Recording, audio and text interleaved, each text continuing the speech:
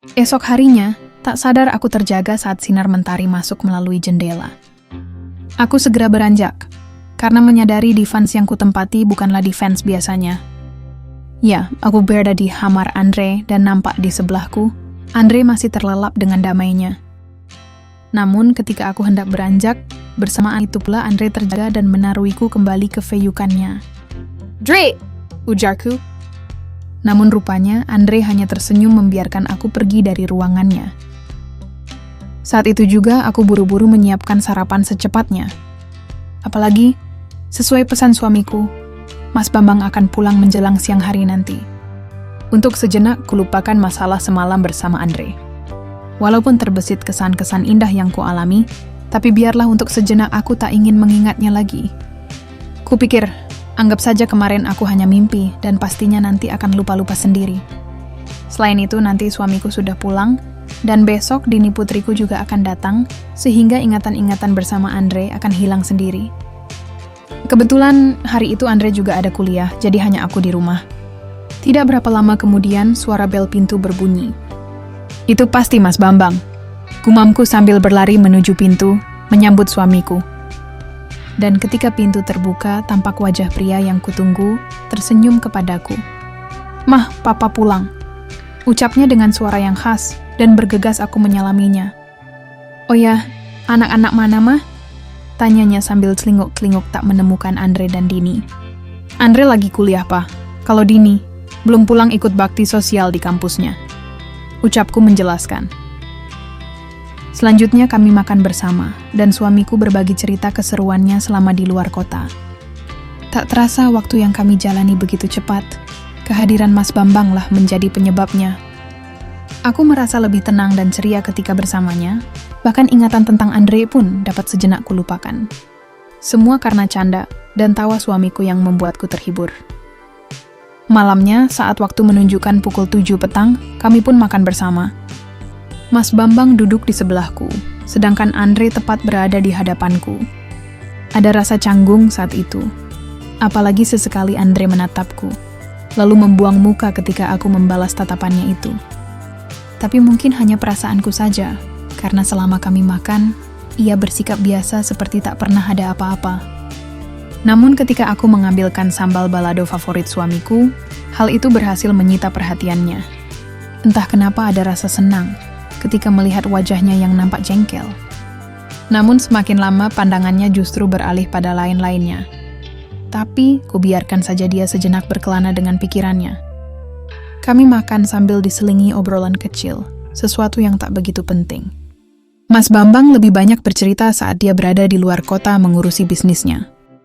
Namun sesekali ia menanyakan perkuliahan Andre, putra sematawayangnya. Keakraban pun mulai terjalin antara satu sama lain. Bahkan baru saat itu, aku mengerti arti kekeluargaan bersama mereka. Sebelumnya, Andre yang pendiam dan selalu menyendiri, saat itu tak canggung lagi ngobrol bersama kami. Walaupun sesekali tatapan misteriusnya masih tertuju ke arahku, terutama pada anugerah yang kuasa itu. Selesai makan, aku lebih dulu menuju kamar, menunggu Mas Bambang, yang masih bersantai dengan Andre di teras depan. Sejenak aku merasa berdebar, ketika bercermin di meja rias menantikan Mas Bambang yang berpesan akan memberikan haknya. Maklum saja, sudah lama aku tak melewati malam bersamanya, sehingga wajar jika saat itu aku deg-degan. Sambil menunggu suamiku, kuambil ponselku yang tergeletak di meja samping defense. Tapi mendadak, pikiranku kembali pada Andre, putra tiriku, ketika melihat ada kontak WhatsApp-nya di ponselku. Mendadak rasa bersalah datang, ketika mengingat apa yang kami lalui beberapa malam sebelum suamiku datang. Sebenarnya aku ingin hidup normal bersama suamiku, tanpa ada bayang-bayang anak tiriku itu. Tapi kesibukan suamiku justru membuatku kesepian, bahkan tenggelam dalam kesalahan. Sambil memperhatikan profil Andre di WhatsAppku, entah kenapa aku jadi membanding-bandingkannya dengan suamiku. Andre memang berbeda, dia lebih ganteng dari bapaknya. Bahkan lain-lainnya juga jauh berbeda dari suamiku. Tapi, mikir apa aku ini? Gumamku menepis pikiran janggal itu. Selanjutnya, lamunanku buyar ketika suara pintu terbuka. Aku tersipu saat Mas Bambang tersenyum manis lalu melangkah ke arahku. Nungguin papa ya? Tanya Mas Bambang dengan manjianya. Ya, Mas Bambang datang di waktu yang tepat, saat aku mulai ragu, karena sosok anak tiriku. Akhirnya kami pun menghabiskan malam seperti biasanya. Dengan sukacita ia memberikan haknya, dan aku pun dengan antusias menerima kesan indah itu. Kuakui memang tak seistimewa saat bersama Andre waktu lalu. Namun aku berusaha mengabaikan perasaan itu, dan memberikan yang terbaik untuk suamiku. Tapi di tengah rapat paripurna negara tersebut, sekilas bayangan seseorang melintas depan pintu kamar kami. Aku tak menyadari jika sedari tadi, Mas Bambang lupa untuk mengunci pintunya kembali. Tentu saja aku tahu, jika Andre lah yang melintas itu. Tapi untuk apa ia memantau kami? Melihat suamiku yang masih antusias dengan saran dan solusinya, maka ku abaikan bayangan Andre tadi. Hingga 30 menit berlalu, Mas Bambang langsung terlelap setelah menyelesaikan perjalanannya tadi. Jujur aku cukup kecewa, tapi mau bagaimana jika memang keahliannya hanya sedemikian saja. Aku mencoba memakluminya, mungkin saja ia masih lelah karena baru pulang tadi pagi. Sementara Mas Bambang terlelap, aku beranjak hendak menuju kamar mandui untuk membersihkan diri. Namun ketika melangkah, entah kenapa aku teringat sikap Andre tadi. Sejenak aku mengurungkan niatku ke kamar mandui, lalu berbalik hendak menemui Andre di kamarnya. Aku ingin menanyakan alasannya untuk apa ia memantau kami tadi. Namun ketika aku tiba di depan pintu kamarnya, entah mengapa pikiranku menjadi bimbang. Aku tahu seperti apa konsekuensinya jika Mas Bambang sampai mencariku nanti. Aku terdiam dan mencoba berpikir lagi. Tapi di saat aku mulai berpikir, mendadak pintu kamar Andre terbuka. "Kenapa Mama di situ? Masuk aja, Mak. Gak apa-apa," ucapnya sambil menaruhiku. Jangan, Andre," ujarku panik. Andre membawaku ke Pulau Kapuak tempat kemarin rapat paripurna itu. Sungguh aku tak mengerti kemana arah pikirannya. Pasalnya Andre tak sedikit pun merasa khawatir jika sewaktu-waktu bisa saja Mas Bambang mengetahui kami.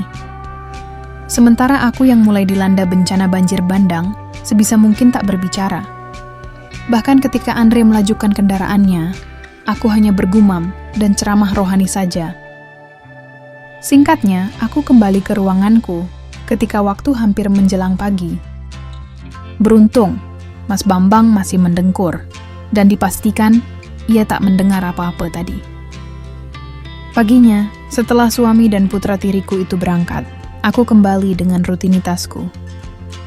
Membersihkan rumah, lalu bersantai di ruang keluarga, sambil memperhatikan beberapa akun sosial media yang ada di ponselku.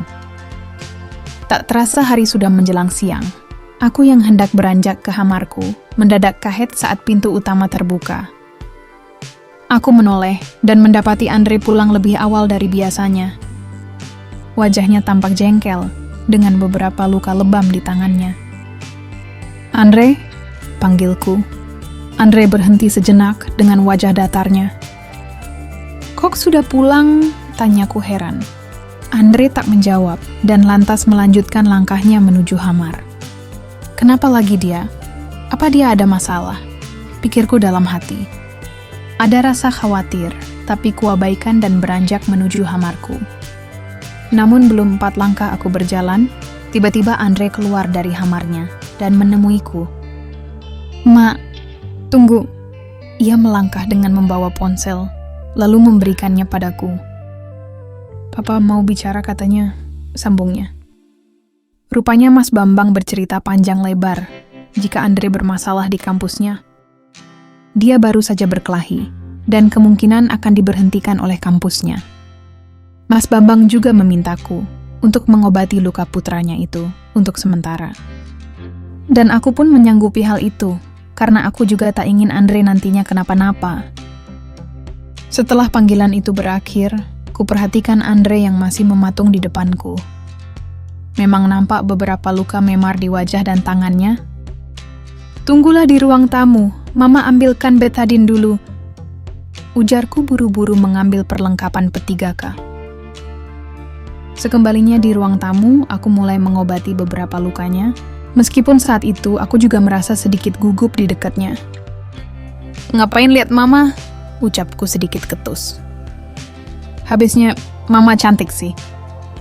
"Andre, jangan gombal lukamu ini lebih penting," sahutku pura-pura ketus. "Cukup lihat mama saja, luka Andre sembuh kok, Ma." Aku pura-pura cuek meskipun sejujurnya aku tersanjung dengan ucapannya. Entahlah, ada apa dengan diriku ini. Setelah selesai, aku beranjak untuk mengambilkan makan siang untuknya. "Makanlah dulu, setelah itu istirahat."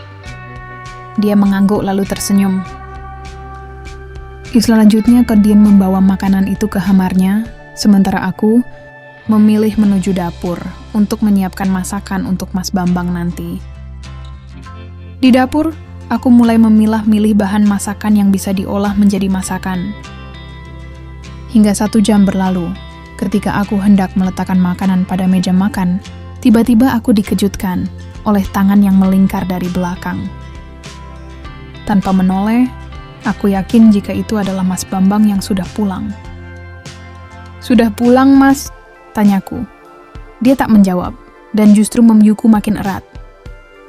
Aku paham, jika Mas Bambang sudah bersikap demikian, pasti ada sesuatu yang dia inginkan. "Salin dululah, Mas," sambungku sambil melevias feyukan itu. Tapi mendadak, "Ini Andre, Ma, bukan Papa."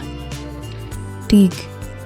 Jantungku seolah berhenti tak menyadari jika sedari tadi, bukanlah Mas Bambang yang memeyuku. Dengan serta-merta aku berbalik, namun bersamaan dengan itu, Andre memberi sambutan lain saat itu. Seharusnya, aku bisa menghalau badai yang datang. Tapi, semua percuma, karena Andre lebih dulu berjalan ke arah rerumputan padang Sahara. "Bentar lagi bapakmu pulang, Dre," ucapku. "Sudah Andre kunci kok, Ma." Bukannya marah, aku malah merasa tenang dengan jawabannya. Semua perlakuannya bahkan mampu membuatku lupa jika hal baik tersebut seharusnya tak terulang untuk kesekian kalinya. 1 jam kemudian, sekitar jam 5 sore, Mas Bambang datang dengan wajah kesalnya. Dia kesal setelah mendengar Andre bermasalah di kampusnya. Singkatnya, saat makan malam, Mas Bambang menanyakan masalah yang sedang dialami putranya. "Kamu bikin ulah lagi, Dre?" Andre tak menjawab dan justru melanjutkan acara makannya. "Andre," ucap Mas Bambang dengan nada tinggi. "Pak, sudah Pak." Aku mencoba menenangkan suamiku, yang tampak emosi dengan sikap putranya itu. Dan mungkin berkat ucapanku itu, suasana menjadi lebih tenang, meski Andre dan Mas Bambang saling diam. Selesai makan, kami kemudian kembali menuju kamar masing-masing. Aku dan Mas Bambang mencoba berbicara baik-baik tentang masalah Andre. "Pa, mungkin Andre belum bisa mengatur emosinya," ujarku. "Kenapa kamu malah membelanya?" tanyanya padaku. Sontak aku terdiam sejenak, bingung untuk menjawabnya. "Dia sudah seperti anakku sendiri, Pa. Dan aku yakin suatu saat dia akan berubah," ujarku sekenanya. Dan rupanya ucapanku berhasil membuat Mas Bambang terharu. "Makasih ya, Ma. Kamu memang istriku yang pengertian. Oh ya, mungkin mulai besok Papa akan sibuk. Ada urusan pekerjaan di luar kota yang gak bisa Papa tinggalkan. Tapi meskipun sibuk, Papa tetap akan pulang, kan?" Mas Bambang terdiam sesaat lalu memeyuku. "Iyalah, Ma. Tapi sepertinya sekarang Papa perlu vitamin sebelum berangkat ke luar kota." Tentu saja aku mengerti akan maksudnya. Malam itu pun kembali aku menjalankan kewajibanku. Meski sedikit lelah, karena solusi dari Andre tadi. Tapi aku berusaha, sebisa mungkin memberikan yang terbaik sebelum ia pergi esok hari. Begitulah kisahku dengan putra tiriku beberapa tahun yang lalu. Keakrabanku dengan Andre pun harus berakhir ketika Mas Bambang memintanya untuk kuliah di luar kota. Kami menjadi jarang bertemu, dan seiring berjalannya waktu, kami mulai melupakan kenangan indah itu.